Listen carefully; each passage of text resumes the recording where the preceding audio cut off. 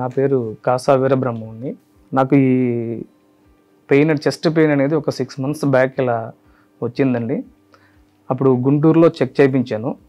వాళ్ళు టెస్టులన్నీ చేసి యాంజియోగ్రామ్ చేసి సర్జరీ చేయాలన్నారు.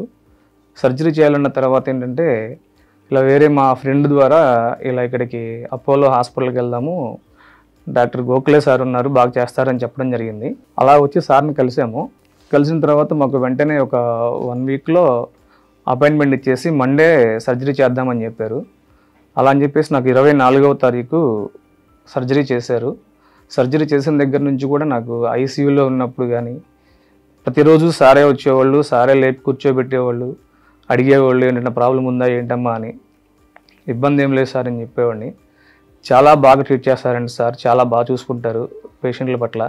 అలాగే అక్కడ పనిచేసే సిస్టర్స్ కానీ, నర్సులు కానీ, ఆ డ్యూటీలో ఉండే డాక్టర్స్ కానీ, ప్రతి డాక్టర్ కూడా 1 hourకి ఒకసారి వచ్చేవాళ్ళు, చూసుకుంటూ ఉండేవాళ్ళు. అలాగే సిస్టర్స్ కూడా ప్రతిరోజు ఒక సిస్టర్ ఖచ్చితంగా అక్కడ మా దగ్గరే ఉండేది, చాలా బాగా చూసుకునేవాళ్ళు. అలాగే తర్వాత అక్కడ నుంచి మమ్మల్ని 3 daysకి జనరల్ వార్డుకి షిఫ్ట్ చేశారండి. అయితే మాకంతా ఫీడ్బ్యాక్ చాలా బాగుందండి, ఇబ్బంది లేదు.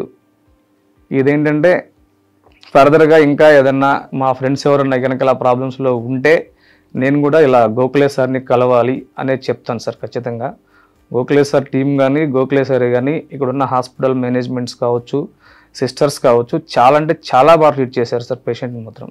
మాకు రూమ్ నుంచి డిశ్చార్జ్ చేశారు. చేసిన తర్వాత ఏంటంటే మేము బయటికి వెళ్ళి వేరే రూమ్లో ఉన్నాము. రూమ్లో ఉన్న తర్వాత ఒక 1 hour 2 hours Apollo home care అని చెప్పేసి కాల్ చేశారు.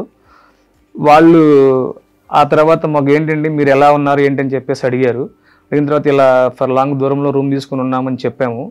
మా దగ్గరకు వచ్చారండి, ఫిజిషియన్ వచ్చారు, మాకు ఎక్సర్సైజ్లు ఎలా చేసుకోవాలో చూపించారు. తర్వాత ప్రతిరోజు డైలీ కాల్ చేసి అడుగుతున్నారండి.